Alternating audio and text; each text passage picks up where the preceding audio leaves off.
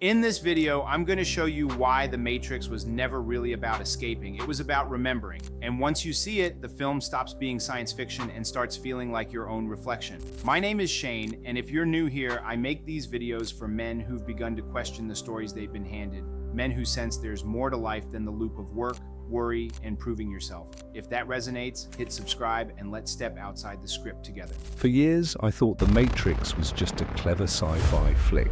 Green code, bullet time, cool action. But now I see it wasn't just entertainment, it wasn't about escaping, it was about remembering. Because what if The Matrix isn't out there? What if it's in here, inside the stories we've believed all our lives?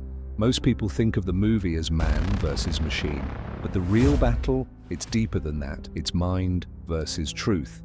The Matrix isn't a place, it's not a digital prison. It's a pattern, a loop, a belief system that runs silently in the background of our lives. And here's the thing, we've all been living inside it.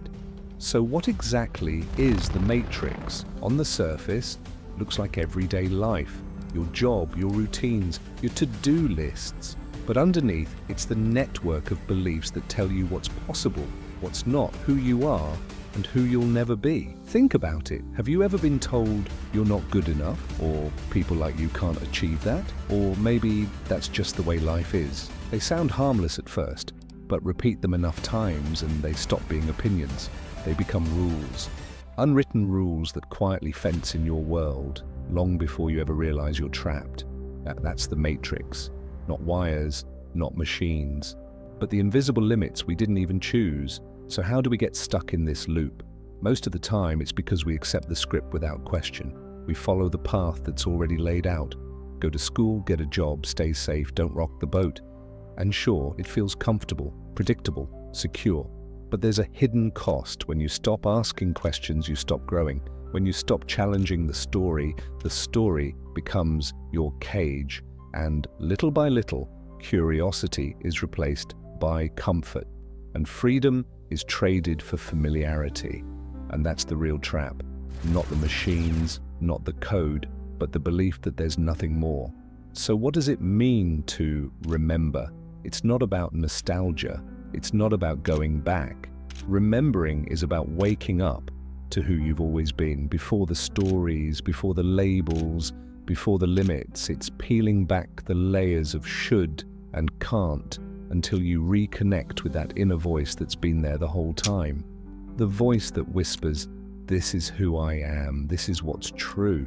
To remember is to reclaim your freedom of choice, to see clearly which beliefs are truly yours and which ones you inherited without consent. To remember is to wake up, not by escaping reality, but by seeing it for what it really is. So here's my challenge for you today. Ask yourself, what's one belief I'm carrying that isn't really mine? Maybe it's about success, maybe it's about love, maybe it's about what you think you deserve. If you can find even one, you've already cracked the pattern. Because the moment you question the loop, you've stepped outside of it. And sometimes that single question is the start of remembering. The Matrix was never just about escaping, it was about remembering. Remembering that you're more than the story you've been told. Remembering that truth doesn't come from outside, it comes from within. And remembering that once you see the pattern, it loses its power. Because once you remember who you are, the loop breaks. And the world is no longer a cage, it becomes a choice.